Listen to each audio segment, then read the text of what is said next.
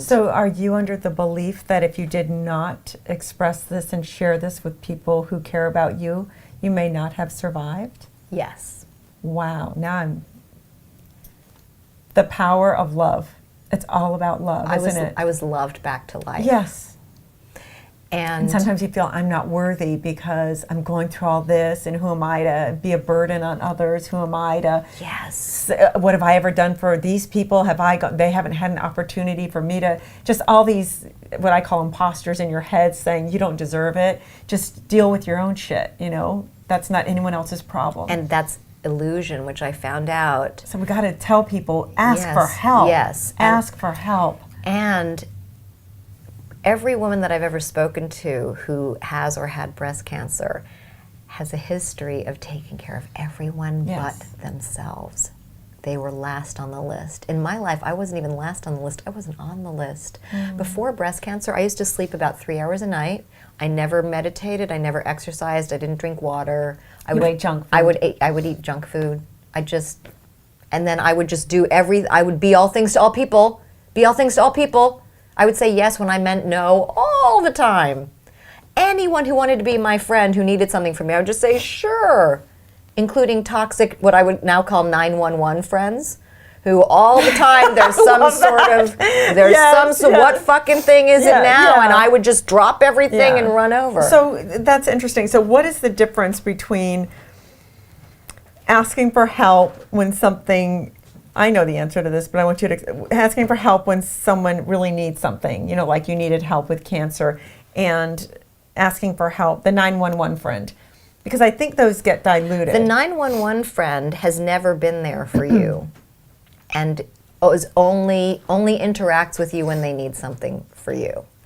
To me, that's the difference. Okay. Do you know what I mean? Yes. I consider it something like, I call it money in the bank, right? If you and I have been there for each other through thick and thin in our friendship, and then you call me at 3 a.m. and you need something, I'm there. There's a big difference between that and somebody whose only dynamic with you has ever been their drama and their chaos. And they don't even contact you unless they need something from you. Do you know what I mean? Yes.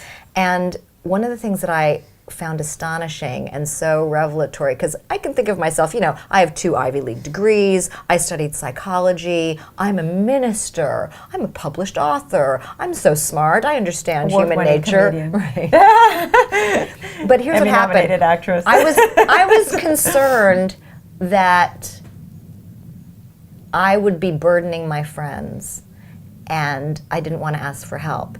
And my friends came over and said, not only are you not burdening us, you've been gypping us out of half of a friendship. And I didn't even know what that meant. Yeah, when we're not doing well, we tell you, and you rush in and you love us back to life. When you're not doing well, you don't tell anybody.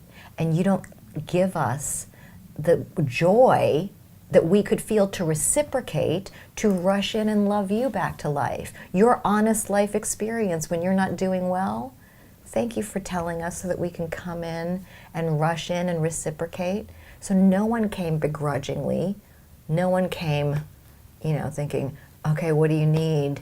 You pain in the ass. People came and, like you said, made jokes, made food, walked your dog, sang songs, cheered you up, brought movies. Everything.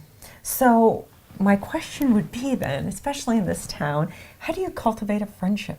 So many people are lonely here. It's the loneliest city in the world because everyone's so into, and we only have like 2 minutes left. Oh no! I know. Okay. And so we're going to answer this quickly, then I have to ask you what your legacy. So how do you develop a friendship and keep a friendship, especially 20, 30, 40 friendships? I feel like there's nothing more valuable in the human experience than true friendship, because romances come and go. Yes. But there are friendships that do last a lifetime.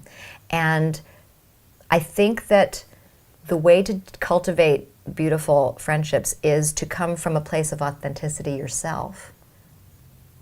If you are being authentic, then you will magnetize towards you other people whose authentic selves resonate with your authentic self. Love that. You know, Brene Brown says in her TED Talk about the power of vulnerability that humans are hardwired to crave connection, and the only rewarding connection is authentic connection. And the only authentic connection you can have is if you're coming from a place of vulnerability.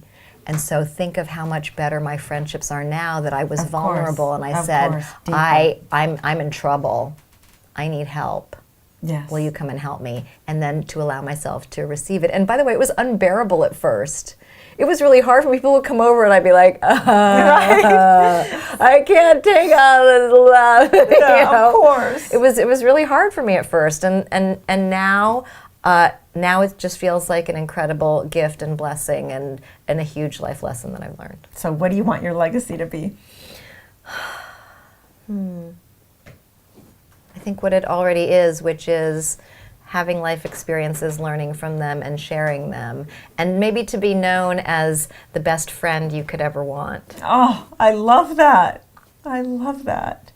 Thank you so much, Suzanne. Thank you. This has been I'm so glad awesome. you're my friend. I'm so glad you're my friend.